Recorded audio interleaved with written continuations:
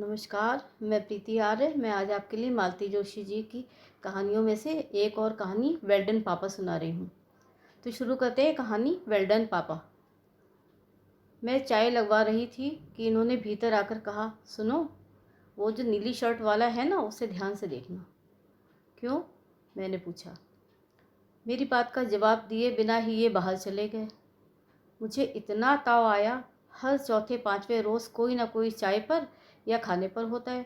किस किस को देखूं? कोई नए आए हैं, कोई ट्रांसफ़र होकर जा रहा है, किसी की नई नई शादी हुई है। इन्हें बस बुलाने का बहाना चाहिए। अब ये दो रंगरूट ऑफिस में नए नए आए हैं। वे खुद किसी विज़िट पर आते तो एक बात थी, बाकायदा निमंत्रण देकर बुलाने की क्या ज़रूरत थी। शाम के हाथ चाय भिजवाकर मैं बाहर आ गई। दोनों ने उठकर नमस्ते की। दोनों ही स्मार्ट और सुदर्शन थे।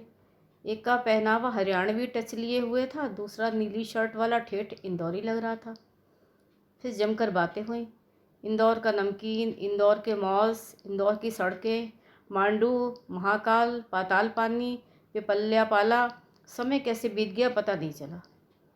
घर से दूर जब कोई अपना मिल जाता है तो कैसा लगता है, बस वैसी ही अनुभूति हुई। वो लोग दरवाजे के बाहर भी नहीं पहुंचे होंगे कि इन्होंने पूछा, लड़का कैसा लगा? वो इंदौर वाला ना, खूब अच्छा, मैंने कहा। विभा के लिए बात कर लें? उन्होंने पूछा। सच, मेरे मन में भी यही बात आ रही थी। ज़रा उसके घर द्वार के बारे में पता करो, मैंने कहा। कर लिया है, कब से इस मिशन पर हूँ।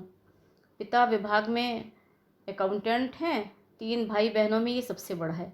आनंद नगर में अपना LIG मकान है, इन्होंने बताया। विभा LIG में रहेगी? मैंने नाक सिकोड़ कर कहा। देखो, लड़के की इंजीनियर की नौकरी है और इंदौर में अपना मकान होना ही बड़ी बात है।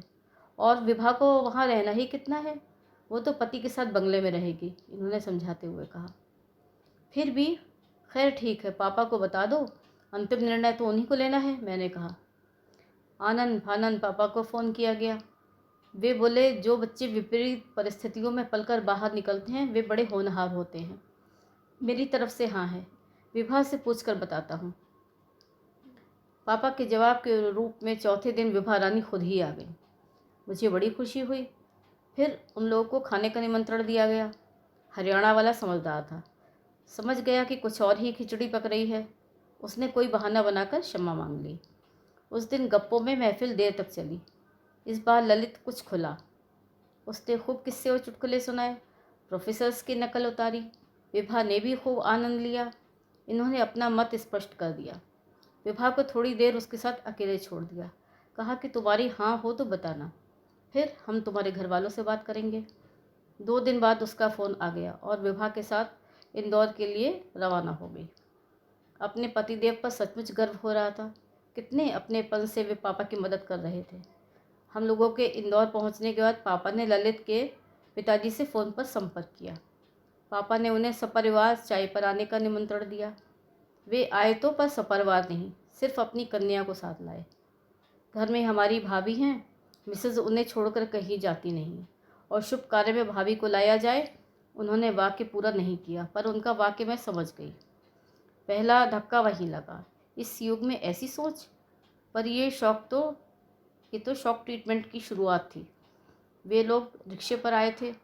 पापा ने शमशेर को उन्हें घर छोड़ने के लिए कहा।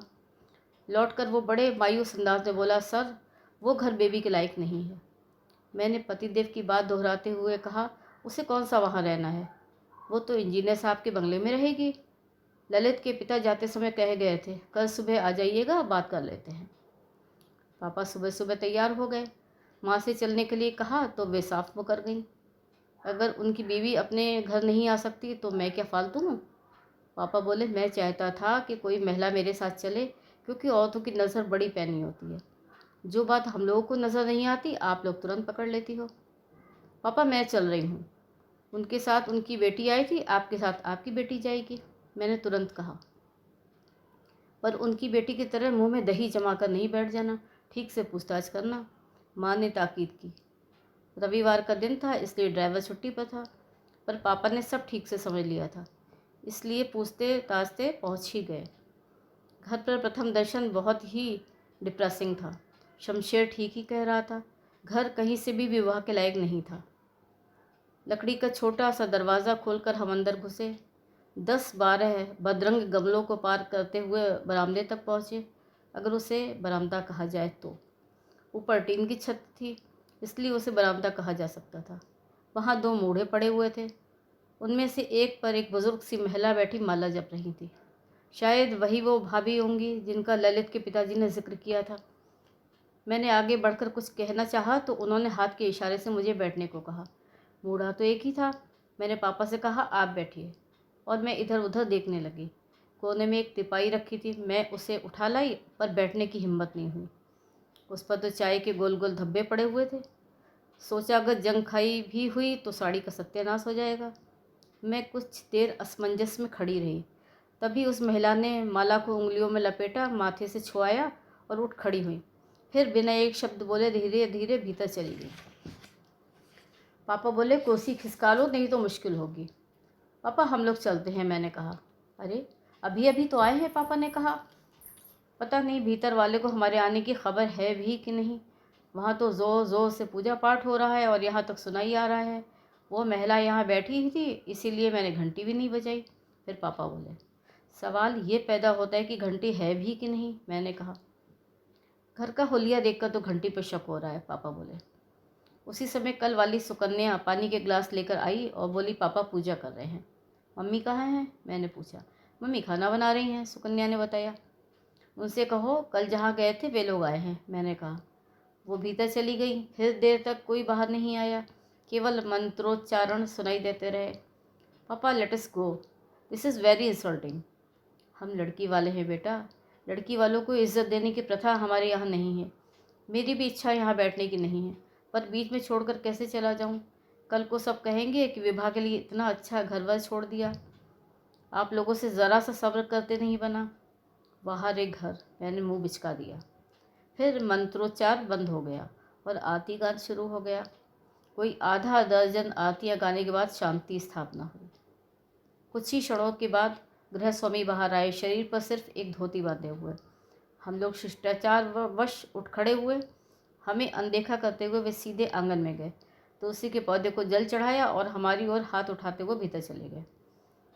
ये आशीर्वाद की मुद्रा में हाथ उठाकर कहाँ अंतर ध्यान हो गए, मैंने खींच कर कहा। वे आशीर्वाद नहीं दे रहे थे, बल्कि 2 उंगलियां उठाकर कह रहे थे कि अभी 2 मिनट में आता हूँ। पापा ने बताया। कोई 5 मिनट बाद वे कपड़े पहनकर अवतरित हुए। अरे आप लोग बाहर क्यों बैठे हैं, भीतर आइए ना। कहने का मन हुआ कि हमें किसी ने भीतर बुलाया ही नहीं तो कैसे आते, पर उनकी उम्र का ख्याल करते हुए चुप हो गई। भीतर का नज़ारा भी बहुत आकर्षक नहीं था। It was actually depressing. बाबा आदम के ज़माने का एक बदरंग सोफ़ा पड़ा था, जिसके नीचे एक पुरानी मटमैली दरी पड़ी हुई थी। टेबल एकदम बेमेल थी, लगता था किसी फर्नीचर की नीलामी से उठाई गई है। सदियों पुराना एक पंखा ऊपर झूल रहा था, जो हवा कम और आवाज़ ज़्यादा दे रहा था। गनीमत है कि यहाँ पंखा तो था, बाहर बरामदे में तो प्राकृतिक हवा पर ही संतोष करना पड़ा। कमरे में सामान ठूस ठूस कर भरा गया था। दीवारों पर कैलेंडरों की भरमार थी, सब में देवताओं के चित्र थे। 2-3 फैमिली फ़ोटो भी लटक रहे थे। कमरे की सज्जा से बिल्कुल भी न मेल खाता हुआ एक नया चमचमाता टीवी एक दीवार की शोभा बढ़ा रहा था। शायद बेटे की पहली पगार का उपहार था। सॉरी, उन्होंने गला खखार कर कहा, आज नहाने में थोड़ी देर हो गई। नल बहुत देर से आए थे ना। इट्स ओके, पापा ने कहा। अब और देर न करेंगे, वो काम कर ले जिसके लिए आए हैं। Let us come to the point. Point ये है, उन्होंने दोबारा गला साफ करते हुए कहा, हमें बिटिया की हाइट ज़रा कम लगी। माफ़ करना, पर मेरे बेटे की हाइट 5 फुट 9 इंच है। मैं तो भरी बैठी थी, एकदम फट पड़ी। हाइट तो आपको पहली नज़र में ही पता चल गई होगी, फिर ये कहने की क्या ज़रूरत थी कि आपने 24 घंटे क्यों ले लिए। उन्होंने आंखें तरेर कर मुझे देखा। उन्हें मेरी एक स्त्री की ये बेअदबी पसंद नहीं आई होगी। तल्ख स्वर में बोले, एकदम कैसे कह दें, कुछ विचार विमर्श भी तो करना होता है कि नहीं। यहाँ रोज़ के रिश्ते चले आ रहे हैं, सबके साथ तालमेल बिठाना होता है। रिश्तों का तो ऐसा है अंकल, कल को आप किसी बिजली के खंभे को भी लड़का बनाकर खड़ा कर दोगे तो उसके लिए भी रिश्ते आने लगेंगे। पापा ने धीरे से मेरा बाजू दबाकर मुझे चुप रहने का संकेत किया। सच तो ये था कि मैं अपमान की आग से सुलग उठी थी। मुझे रोना भी आ रहा था, पर मैं इस घटिया आदमी के सामने रोना नहीं चाहती थी। इसलिए गुस्से से फनफना उठी थी। पापा ने शांत स्वर में कहा, देखिए, आपके बेटे की रजामंदी के बाद ही हम आगे बढ़े हैं। उसने हाँ कर दी, उसके बाद ही हमने आपसे संपर्क किया है। उसे क्या अकल है? अव्वल दर्जे का बेवकूफ़ है वो। पहली लड़की देखी और हाँ कर दी। कितनी लड़कियां देखने का प्लान है? मेरे इस व्यंग को वे सहजता से पी गए और बोले, अभी तो शुरुआत है। बेटे के बाप होने के दर्द से उनका चेहरा चमक रहा था। आपसे एक बार, ललित से एक बात तो पक्की कर ली होगी, पापा ने कहा। वो तो कल रात को ही कर ली थी। उसने क्या कहा? वो बोला, आप जैसा ठीक समझें करें। मैंने तो मुलाहिजे में हाँ कर दी थी। पापा एकदम उठ खड़े हुए। कम ऑन बेटी, लेट्स गो। तभी उनकी सुकन्या चाय लेकर हाजिर हुई। चाय तो पीते जाइए। नो थैंक्स, पापा ने कठोर स्वर में कहा और चल पड़े। दरवाजे तक आकर पापा रुके और फिर मुड़कर उन्होंने कहा, माफ़ कीजिएगा भाई साहब, एक संदेश देना चाहूँगा। प्लीज़ बुरा मत मानिए। बेटा आपका इंजीनियर हो गया है, अब रिश्तों की लाइन लग जाएगी। तो उन लोगों के लिए बाहर 4-5 ढंग की कुर्सियाँ लगवा दीजिए। हो सके तो ये पंखा बदल दीजिए। यूँ तो आपका सोफ़ा भी रिटायर होने लायक हो गया है। पर सबसे पहले एक अच्छा सा टी सेट ले आइए। आपके बेटे की प्रेस्टीज का सवाल है। सुकन्या के हाथ में रखी ट्रे एकदम ऐसे थरथराई कि लगा अब गिरी कि तब गिरी। उसके पिता भी ज़रूर थरथराए होंगे, पर उनकी प्रतिक्रिया देखने के लिए हम लोग रुके नहीं, सीधे बाहर आ गए। गाड़ी में बैठते ही मैं पापा के कंधे से झूल गई। वेल डन पापा, वेरी वेल डन। नमस्कार, तो ये थी आज की कहानी वेल डन पापा। कहानी अगर पसंद आई हो तो मेरा चैनल सब्सक्राइब ज़रूर करिएगा। कहानी सुनने के लिए बहुत बहुत धन्यवाद।